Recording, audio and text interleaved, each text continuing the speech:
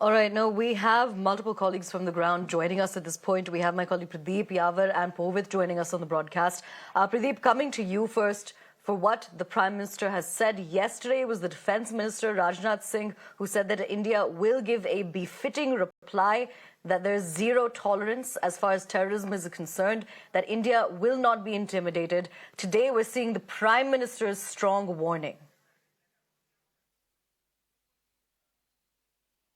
Yes, it was really a fiery speech from Prime Minister in Bihar, and he was not only addressing the domestic audience, but he was trying to address international audience too. He said this was not an attack on India, but it was an attack on Indian faith and Indian belief, and terrorism will not go unpunished. He said he will make them bite dust. The way the terrorists identify people and on the basis of the faith they killed them, the same way the terrorists will be identified and they will be sent to grave. That was a strong message that came from Prime Minister's side. He also thanked each and every country who stood firm with India during this critical juncture when 28 of Indian tourists were killed and many others were critically injured by Pak-sponsored terrorism. He said those who believe in humanity, they stood with India, and he thanked them for the support that they have given India at this point of time. It was a really very strong message, and already we have seen that India has taken very strong steps during the CCS meeting that lasted for about 2.5 hours. It was a kind of a surgical strike on Pakistan economy as well as diplomacy, because if we say it was a diplomatic surgical strike and economic surgical strike on the Pakistan economy, because last time when in 2016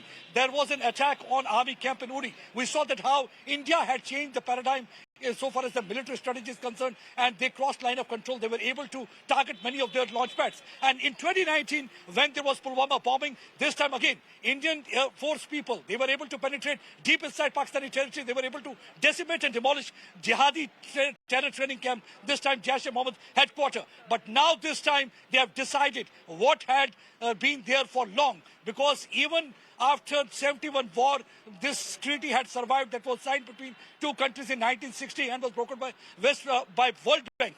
And in 1971 war, it survived Kargil war, it survived 26/11 attack. But finally, a strong message from Indian side, they have decided to suspend this treaty, because as per this treaty, there are 6 rivers, that's 3 of the rivers on the western side. That means Indus, Jhelum, Chenab.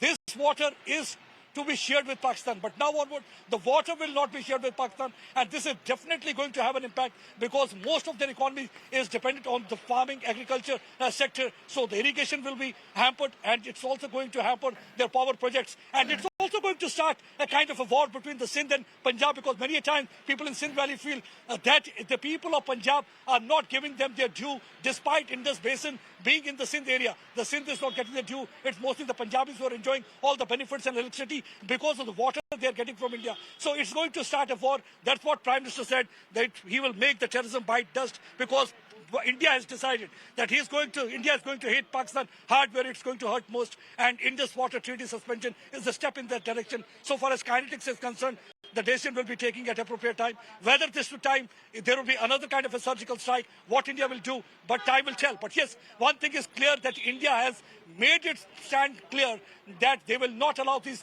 killer bullets from Pakistan to shatter spirit of the country, because 1.4 billion Indians really want that Pahalgam need to be avenged. And Indian Prime Minister was speaking in that direction only, that each and every terrorist will be identified and they will be sent to grave, the way they were trying to identify those tourists, and on the basis of the faith, they were killing them.